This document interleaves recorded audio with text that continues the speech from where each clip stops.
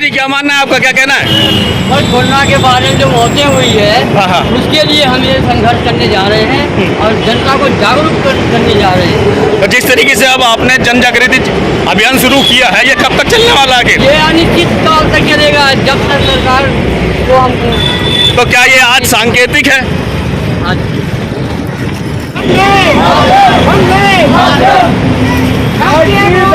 कांग्रेस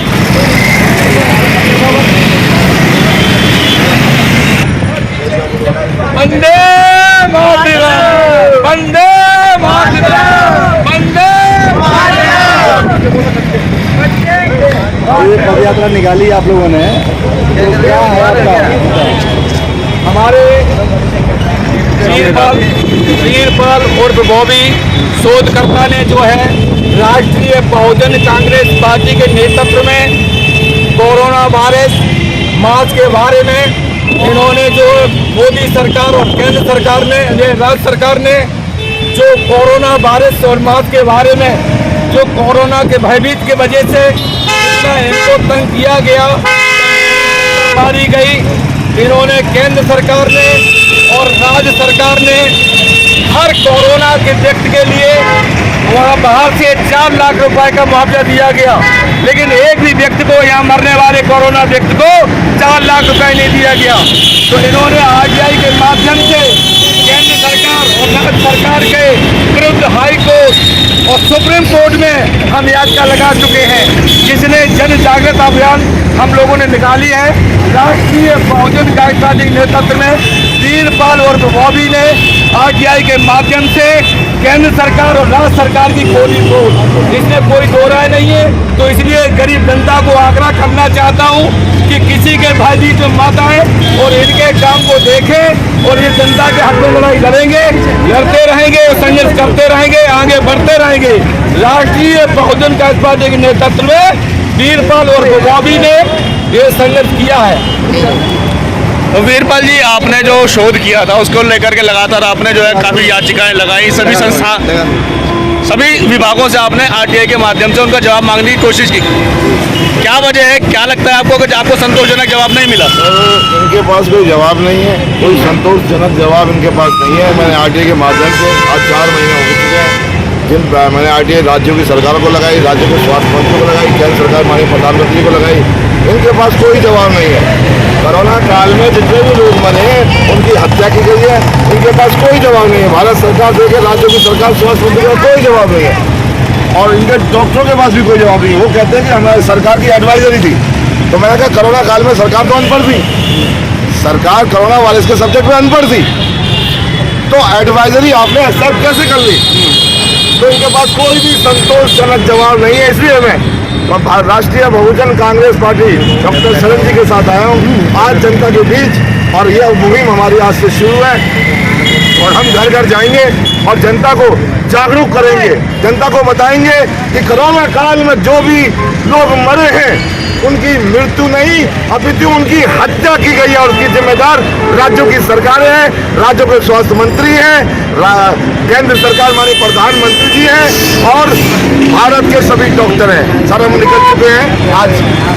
तो जिस तरीके से आपने ये तमाम पत्र दिखाई दे रहे हैं आपके पास में गले में, ये वास्तव में क्या है? सर ये मैंने एक रिसर्च की थी, जैसे कि मैं पहले भी मीडिया महोदय आपको बता चुका हूँ, और मैंने एक रिसर्च की थी सॉल्टी वाटर मास्क के ऊपर, जिसने मुझे, ये सरकार के लेटर है, ये मेरे लेटर नहीं है, ठीक है, ये भारत सरकार माननीय प्रधानमंत्री, राष्ट्रपति, उपराष्ट्रपति के लेटर है, ठीक है। मैंने इतना बड़ा संघर्ष किया, इन लोगों ने मेरे 6 साल खराब कर दिए, ठीक है। 6 साल तक मैं इनको नोटिस करता रहा, सूचित करता रहा, इन लोगों ने मेरे 6 साल खराब कर दिए, ठीक है। मैं जानना चाहता हूँ माननीय प्रधानमंत्री भारत सरकार से, क्या मेरे इस रिसर्च से, मेरी इस खोज से भारत देश सुपर पावर देश होगा नहीं होगा? प्रधानमंत्री जी कहते हैं कि हम भारत को सुपर पावर देश बनाएंगे। मैं जानना चाहता हूं प्रधानमंत्री जी से कि भारत को सुपर पावर देश कैसे बनाएंगे, क्या उनके पास पावर है, क्या सोर्सेस हैं प्रधानमंत्री के पास? क्या मेरी इस रिसर्च से भारत सुपर पावर देश नहीं होगा? मैं जानना चाहता हूँ आज भारत के प्रधानमंत्री से। इसीलिए डॉक्टर शरण जी के साथ, राष्ट्रीय बहुजन कांग्रेस पार्टी के साथ आज मैं रोड में निकला हूँ। ऐसा नहीं है कि हम नेतागिरी कर रहे हैं, मैं ये नेतागिरी नहीं है, इसे राजनीति नहीं कहते। मेरे पास एक एविडेंस है। कोरोना काल में जितने भी लोग मरे उनकी हत्या की गई है और मैं आ गया हूँ। आज से मेरा अभियान शुरू हो गया है और ये अनिश्चितकालीन तक चलेगा, लंबे समय तक चलेगा। पूरे भारत की जनता, दिल्ली की जनता को हम जगा देंगे और उनको बता देंगे कि कोरोना काल में जो लोग मरे हैं उनकी हत्या हुई है। Okay sir. तो ये थे हमारे साथ वीरपाल जी, और वीरपाल जी ने साफ साफ कह दिया है कि जिस तरीके से जन जागरूकता अभियान अब शुरू कर दिया है, जो कि इन्होंने बाकायद में कहा था कि मैं 23 तारीख को अपना जन जागृति अभियान शुरू कर दूंगा। लोगों से मांगा जा रहा है जवाब, जनता से भी कहा जा रहा है कि आप जागरूक हो और जागृत होने के बाद आपको पूछना चाहिए, सरकारों से भी जवाब मांगना चाहिए कि आखिर ये जो जितने भी कोरोना काल में मौतें हुई हैं उसका आखिर जिम्मेवार वो कौन हो सकता है।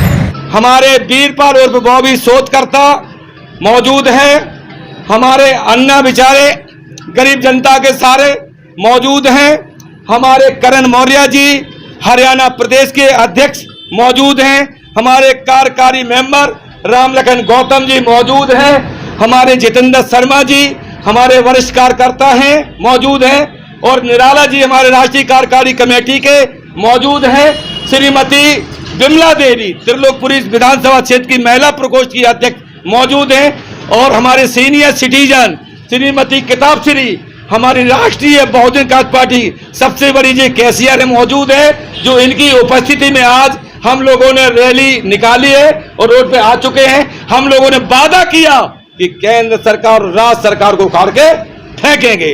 आज आपने सांकेतिक रैली की है, आगे आने वाले समय में ये लड़ाई और कहां तक जाने वाली है? ये कारवा बढ़ता रहेगा। आज से जैसे ही हमारा कारवा बढ़ता रहेगा, चाहे 1 महीने में खत्म हो चाहे 2 महीने में खत्म होगा, हमारे 70 विधानसभा में ये कारवा जाएगा।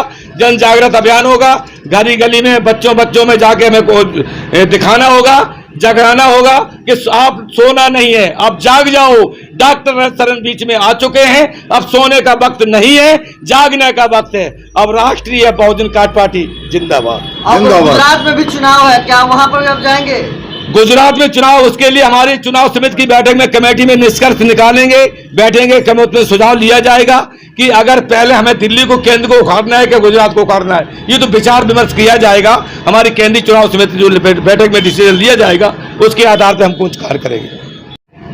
देशवासियों, मैं आपको ये बताना चाहता हूं, आज हमें जागरूकता अभियान के माध्यम से